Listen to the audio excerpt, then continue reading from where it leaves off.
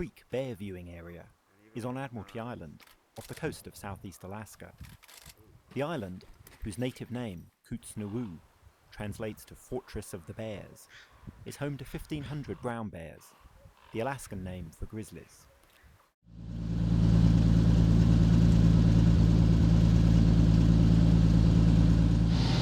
The easiest route to the island is to fly there.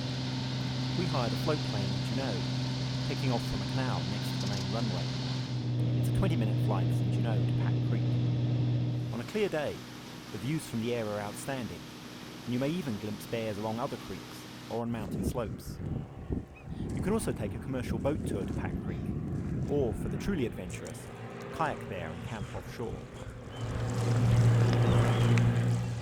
Arriving at the landing spit, a ranger gave us a brief orientation.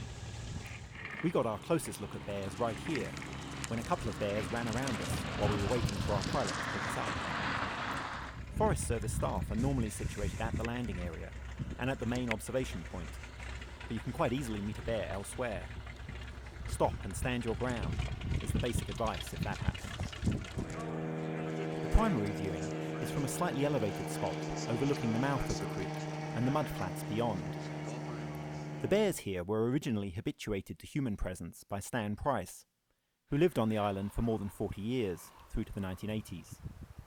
The creek where he lived is now part of a 100-square-mile wildlife sanctuary named after him.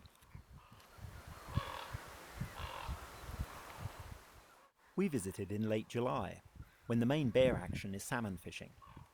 As many as half a dozen bears were visible at any one time, occasionally quite close, but more often further away out on the mudflats.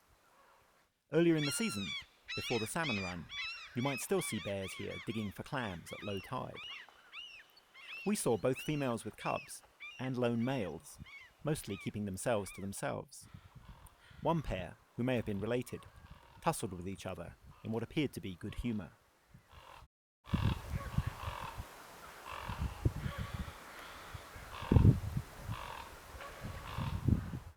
There are other locations in Alaska where bears can be photographed at close range more easily, but Pack Creek is an exceptional location for seeing them in a true wilderness setting. Both the management and the staff at the site are great, and if you can afford the effort to get here, I'd highly recommend it.